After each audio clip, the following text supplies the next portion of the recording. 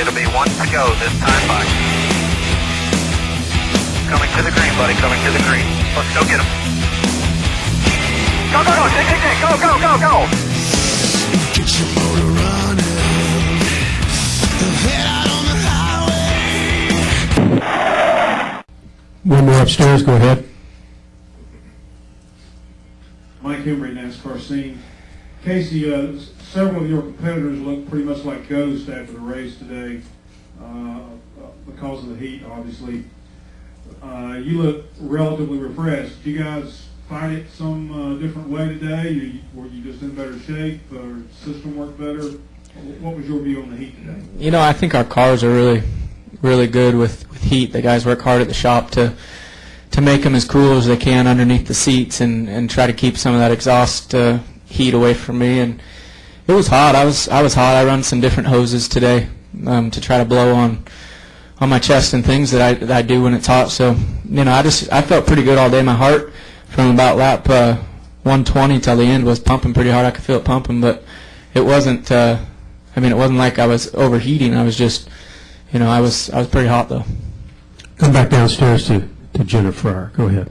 I know you guys are saying that you don't think it started with the All-Star race, but after you won the All-Star race, you sort of said, hey, we want to take some momentum from that. Yeah, exactly. Do you credit that at all, and you got that breakthrough win, and it just got the ball rolling? Yeah, I mean, I definitely credit the fans getting us into the All-Star race, and then the car that we had that night was awesome. So that, you know, that gave us the momentum, that gave the company the excitement and the momentum that they needed, and myself. And that's when I personally feel like I started communicating better, and I've done a much better job since then. But I think we hit on some things with the car. You know, the cars have been decent all year, and then we hit on some things at the Charlotte test that have also helped. Question right here, and then I think this gentleman had one. Go ahead. Kenny, tell me what's going through your mind when you see all these, when you have that long extended stretch without a caution and everyone's pitting. There's different people pitting on every single lap, it seems like.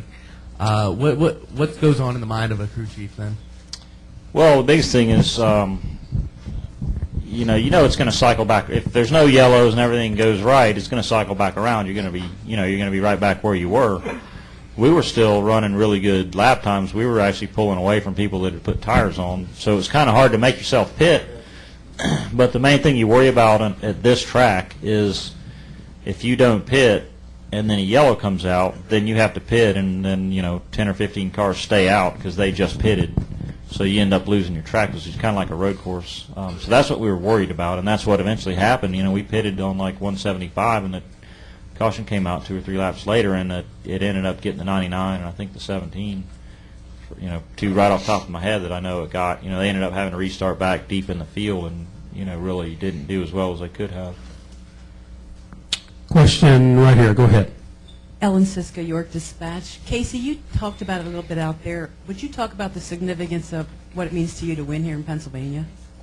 Yeah, I just, I lived in Pennsylvania for 3 months in 1999 when that was the first year I'd moved to the Midwest, and I lived in Tower City for 3 months, and it's just kind of up in the mountains, and hung out and raced as much as we could. I was driving for John Zamitis in the Zimco sprint car, and we raced a lot, raced hard all over Pennsylvania, and so I just know a lot of the people around here and a lot of the racetracks. I raced at pretty much all the dirt tracks, so it's just feels good when I come up here. It seems like there's always a lot of 9 fans, a lot of people that are interested in how our car does. And when I was taking the parade lap, I saw a lot of people holding Budweisers up, which was pretty cool to have a sponsor like that they can do that. And so to me it's one of them places. I would say this is probably, if we had a track in Seattle and Washington, that'd be by far my home track. But as far as anywhere else, I would say that Pennsylvania may be the track that I've raced at more than anywhere else growing up that we go to. So it just seems like there's more fans here for myself for the 9 car than at some of the other places. Go ahead. Claire V. Lang, XM Satellite Radio. Yourself, what means the most to you about this win that you could point to? And then I remember when you signed the deal with Budweiser and everybody said there's going to be a lot of pressure on you. And I wonder who calls you from Budweiser. I wonder if they have big corporate meetings there where they're just like celebrating and calling you, because you have had a string of wins for your sponsor and you do have a new sponsor for you. Right. About winning this track, I think to me, we've ran good at Charlotte, or ran really strong at Charlotte, and it was night, it was dark out. So to win here on the hottest race of the year, as far as I know, and 3 completely different corners on a big engine racetrack, I mean, to me, that's a tough place. That's a tough track to win at, and so this is one of them places that's really difficult to win at. 500 miles, hot, and then the corners. So I've to win here feels really good. And with Budweiser, I was really surprised when I first saw it on ESPN that they wanted to come to the 9 car, that we would maybe have a partnership there.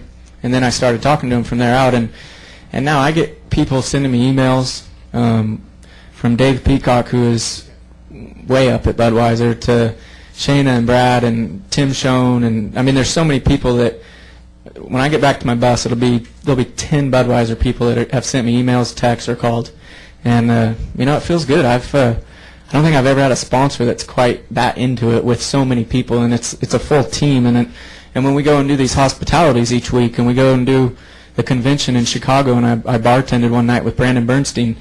I mean, that's stuff I would have never ever done, and then we were doing that, and just the wholesalers and everybody out there. It's just a completely different team sponsor for me to work with, and I enjoy it. It's as fun as any sponsor I've ever had. Other questions? Got one right here. Go ahead. Kasey, Keith Greller from the Morning Call. There was so much talk about reducing the length of this race before today, and of course with the tremendous heat, there was talk from Denny in particular about how hot the car is and stuff. Do you agree, even as the winner, do you agree that maybe this thing should be reduced to 400 miles? It's so much different when you run good and when you have a great car, and for us, we had to go to the back, so those 60 laps coming back to the front flew by. I didn't even, it just happened so quick. So to me, I didn't think it was that long of a race today, but every 500 miler here in the past I've thought was way too long. So I don't know. I mean, I think it's just wherever you run, how good's your car, where you finish. And the second question is just looking forward. This thing is tightening up this race, and you were kind of on the bubble. Now do you feel like, hey, from this point on, I'm going to be right in there every week, and obviously you're going to have some bad weeks, but you feel like it's yours for the taking now as you can get back into this hunt? Yeah, I mean, being 12th, right 12, 13, 14 the last month or two, or kind of all year. I mean, we've been in that area, so I mean that's a spot that you, as a driver, you have to be on it. You have to, there's cars coming from behind, there's cars in front of you that you can pass or that are going to pull away. So it's tough, and the chase is the main goal of the season. I mean, we need to be in the chase. We need to be in there for Gillette Evernham Motorsports and everybody that's part of it. And so it don't matter if we're 20th or 30th. We have to finish the race, get all the points we can, and at the end of the day, hopefully we make that chase. I mean, that's our goal. We're going to do everything we can to be in the chase. Well, one more final question, but I'm going to ask, is it for Kenny Francis, or is it for, because for Kasey? Kenny, we're going to excuse you so you can get out to post-race tech. Congratulations. We've got one final question now for our race winner, Kasey Kahne. And before, I'm also told this is the 200th career victory in NASCAR Sprint Cup Series for Dodge as a manufacturer, so also a milestone for Dodge today. But go ahead, Jim. Jim Uttershaw, Observer.